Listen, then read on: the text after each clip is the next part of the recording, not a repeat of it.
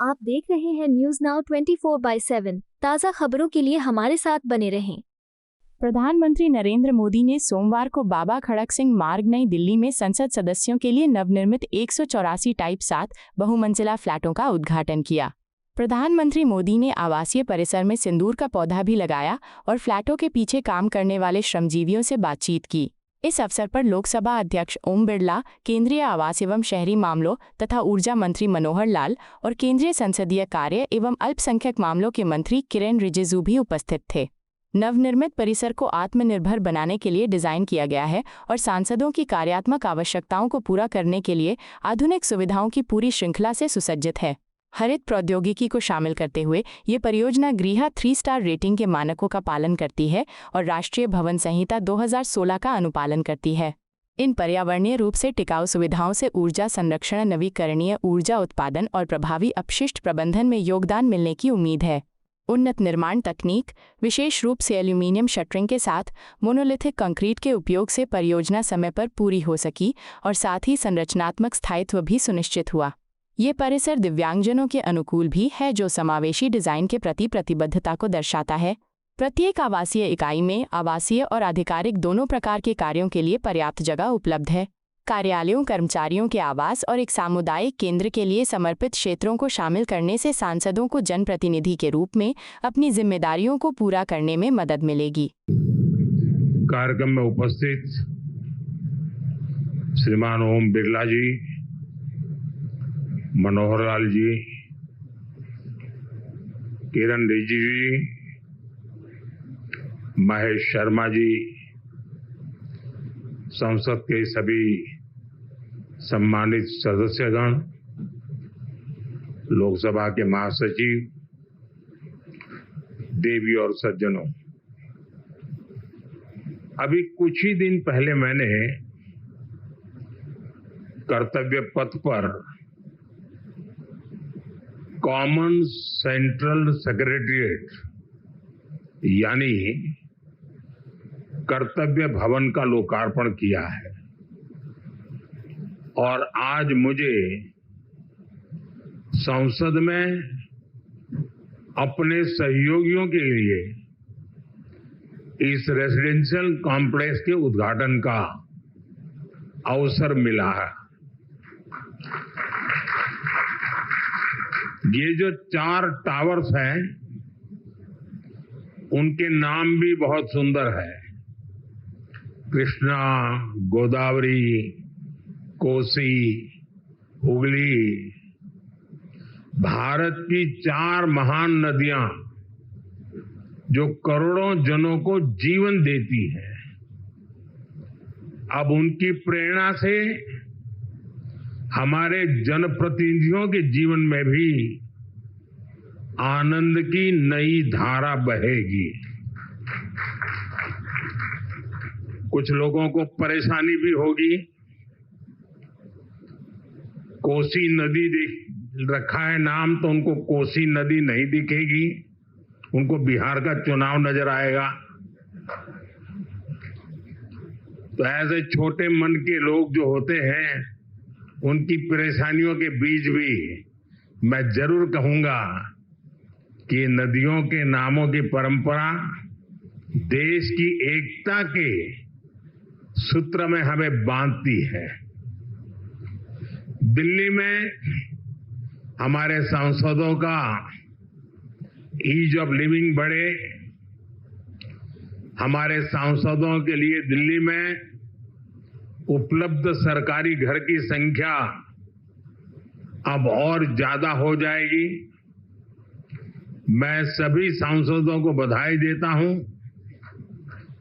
Main flats के निर्माण से जुड़े सभी इंजीनियर्स और श्रमिक साथियों का भी अभिनंदन करता हूं, जिन्होंने मेहनत और लगन से ये काम पूरा किया है। साथियों, हमारे सांसद साथी जिस नए आवास में प्रवेश करेंगे, अभी मुझे उसका एक सैंपल फ्लैट देखने का मौका मिला। मुझे पुराने सांसद आवासों को देखने का भी मौका मिलता ही रहा है। पुराने आवास जिस तरह बदहाली का शिकार होते थे, सांसदों को जिस तरह आए दिन परेशानियों का सामना करना पड़ता था, नए आवासों में गृह प्रवेश के बाद उससे मुक्ति मिलेगी। सांसद साथी अपनी समस्याओं से मुक्त रहेंगे तो वो अपना समय और अपनी ऊर्जा और बेहतर तरीके से जनता की समस्याओं के समाधान में लगा पाएंगे। साथियों, आप सभी जानते हैं, दिल्ली में पहली बार जीत कर आए सांसदों को घर अलॉट करवाने में कितनी कठिनाई आती थी। नए भवनों से ये परेशानी भी दूर होगी। एक मल्टी स्टोरी बिल्डिंग्स में 180 से ज्यादा सांसद एक साथ रहेंगे। साथ ही इन नए आवासों का एक बड़ा आर्थिक पक्ष भी है। अभी कर्तव्य भवन के लोकार्पण पर ही मैंने बताया था, अनेक मंत्रालय जिन किराए की बिल्डिंग में चल रहे थे, उनका किराया ही करीब 1,500 करोड़ रुपए साल भर होता था। ये देश के पैसे की सीधी बर्बादी थी। इसी तरह पर्याप्त सांसद आवास ना होने की वजह से भी सरकारी खर्च बढ़ता था।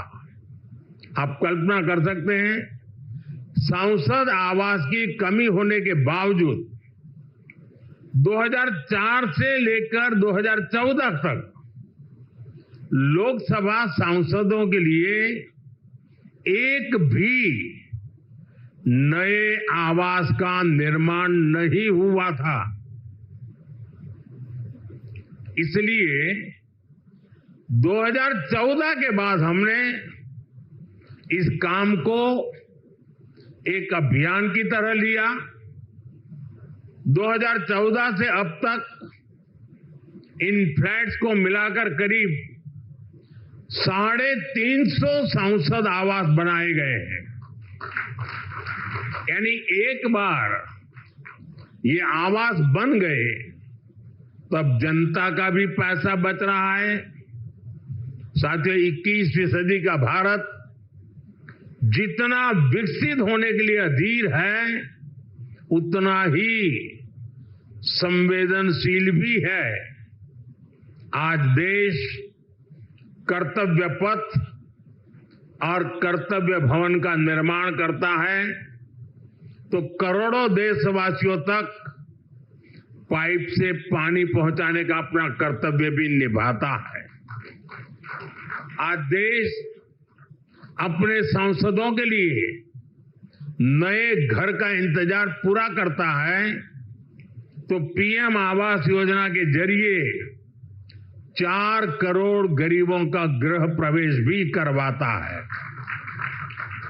आज देश संसद की नई इमारत बनाता है तो सैकड़ों नए मेडिकल कॉलेज भी बनाता है। इन सब का लाभ हर वर्ग, हर समाज को हो रहा है। साथियों, मुझे खुशी है कि नए सांसद आवासों में सस्टेनेबल डेवलपमेंट, इसका भी विशेष ध्यान रखा गया है। ये भी देश के प्रो एनवायरमेंट और प्रो फ्यूचर सेफ इनिशिएटिव का ही हिस्सा है। सोलर एनेबल इंफ्रास्ट्रक्चर से लेकर सोलर एनर्जी में देश के नए रिकॉर्ड्स तक देश लगातार सस्टेनेबल डेवलपमेंट के विजन को आगे बढ़ा रहा है। साथियों, आज मेरे आपसे कुछ आग्रह भी है। यहां देश के अलग अलग राज्यों और क्षेत्रों के सांसद एक साथ रहेंगे। आपकी उपस्थिति यहां एक भारत श्रेष्ठ भारत का प्रतीक बनेगी। इसलिए अगर इस परिसर में हर प्रांत के पर्व त्योहारों का समय समय पर सामूहिक आयोजन होगा तो इस परिसर को 4 चांद लग जाएंगे। आप अपने क्षेत्र की जनता को भी बुलाकर इन कार्यक्रमों में उनकी भागीदारी करवा सकते हैं। आप अपने अपने प्रांतों की भाषा के कुछ शब्द भी एक दूसरे को सिखाने का प्रयास कर सकते हैं। सस्टेनेबिलिटी और स्वच्छता ये भी इस बिल्डिंग की पहचान बने, ये हम सबका कमिटमेंट होना चाहिए। न केवल सांसद आवास बल्कि पूरा परिसर हमेशा साफ स्वच्छ रहे तो कितना ही अच्छा होगा। साथियों, मुझे आशा है हम सब एक टीम की तरह काम करेंगे। हमारे प्रयास देश के लिए एक रोल मॉडल बनेंगे और मैं मंत्रालय से और आपके आवास कमेटी से आग्रह करूंगा, क्या साल में 2 या 3 बार ये सांसदों के जितने परिसर है उनके बीच स्वच्छता की कंपटीशन हो सकती है क्या? और फिर घोषित किया जाए कि आज ये जो ब्लॉक था वो सबसे ज्यादा स्वच्छ पाया गया। हो सकता है 1 साल के बाद हम ये भी तय करें कि सबसे अच्छे वाला कौन सा और सबसे बुरे वाला कौन सा, दोनों घोषित करें। साथियों, मैं जब ये नवनिर्मित फ्लैट देखने गया तो मैं जब अंदर प्रवेश किया तो पहला मेरा कमेंट था, इतना ही है क्या? तो उन्होंने कहा नहीं साहब, ये तो शुरुआत है, अभी अंदर चलो आप। मैं हैरान था जी, मुझे नहीं लगता कि सारे कमरे आप भर पाएंगे।